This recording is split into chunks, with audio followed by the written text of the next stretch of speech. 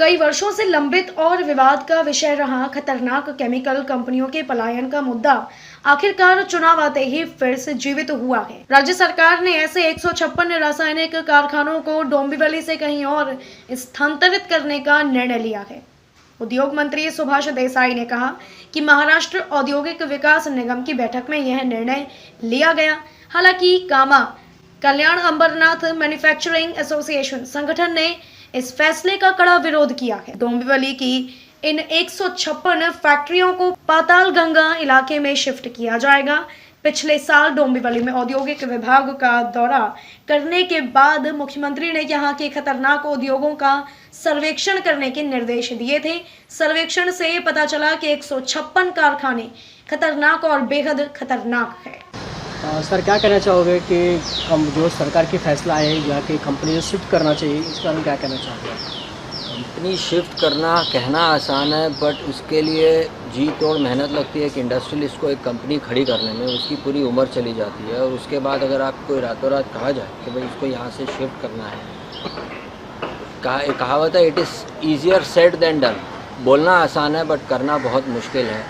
इस कंपनियों में वैसे ही कोविड के कारण बहुत मुश्किल आ पड़ी है, आपदा पड़ी हुई है, बिजनेसेस डाउन है।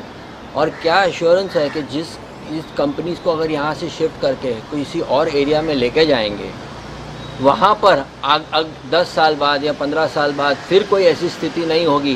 क्या एश्योरेंस हमको मिलेगी? क्या हमारे को वो सुविधाएं मिलेंगी? क्या हमें सब्सिडीज़ मिलेंगी?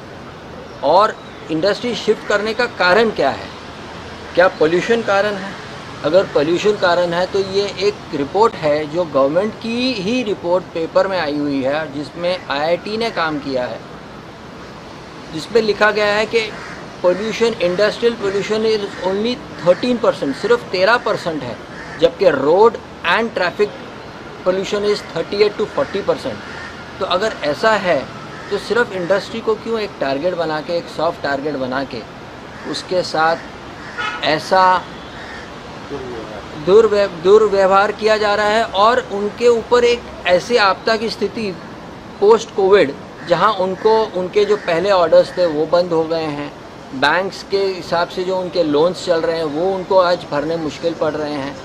उसके ऊपर और एक सिचुएशन, इंस्टेड ऑफ के भाई गवर्नमेंट आके इंडस्ट्री को एक सपोर्ट देवे, एक सहानुभूति देवे कि हाँ हम आपके साथ खड़े हैं, बट आप हमारे को शिफ्ट करने की बात करते हैं, स्थलांतर की बात करते हैं, यहाँ से जाने की बात करते हैं। वो एक और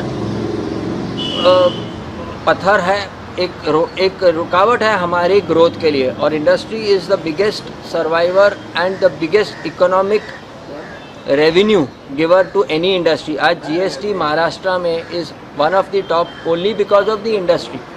इररिस्पेक्टिव कौन सी इंडस्ट्री है वो नहीं, भले वो टेक्सटाइल है, केमिकल है, इंजीनियरिंग है या कोई और इंडस्ट्री। सर क्या कहना चाहोगे जिस तरफ सरकार ने कहा है कि कंपनी को शिफ्ट किया जाएगा, इस बारे में क्या कहना चाहोगे आप?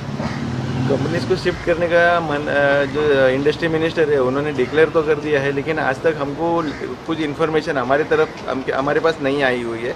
ना डिपार्टमेंट से अभी तक हम लोग को कोई उनका लेटर आया हुआ कि कौन सी कंपनियाँ है, किधर शिफ्ट करने वाला है, काय के लिए शिफ्ट करने वाले, क्या रीज़न है ये भी हमको अभी तक पता नहीं चला है। तो अभी तक हमको कुछ पता ही नहीं चला, इसीलिए हम लोग भी अभी तक कुछ एक्शन नहीं ले पा रहे। जिस तरह देखा जाओ कि काफ़ी यहाँ पे MIDC काफ़ी कंपनियाँ हैं, यहाँ पे काफ़ी वर्कर्स काम करते हैं। अगर कंपनी यहाँ से चली भी जाती तो वर्कर्स को क्या होगा? आपने क्या सोचा वर्कर्स के बारे में? हम लोग एक्चुअली कंपनी शिफ्ट करने के बारे में सोच भी नहीं सकते, क्योंकि एक बार इंडस्ट्री शिफ्ट करना ये इतना ईजी है ही नहीं। तो इंडस्ट्री शिफ्ट करने का बोले तो बहुत ये हो जाता है, प्रॉब्लम हो जाता है। रेसिडेंट शिफ्ट करना भी आसान नहीं होता है, इंडस्ट्री शिफ्ट करना तो बहुत बड़ी बात हो जाती है। और यहाँ से एक जो एज ग्रुप का जो है यहाँ पे, ये इंडस्ट्री 62 ईयर्स से आज एक एज ग्रुप जो इधर हो गए, जिसने सेट निकाला, पूरा लाइफ निकाल दिया है, वो वापस अभी री इन्वेस्ट करके यहाँ से दूसरा रीलोकेट होएंगे ही नहीं। वो जो इधर के है वो इधर से ही हो जाएगा, बाकी इधर से वाइंड अप करके बंद ही हो जाएगा इंडस्ट्रीज। वहाँ तक तो शिफ्ट हो जाएगा, नाम ही नहीं लेंगे वो लोग। इतनी यहाँ पे ऐसी कितनी कंपनियाँ हैं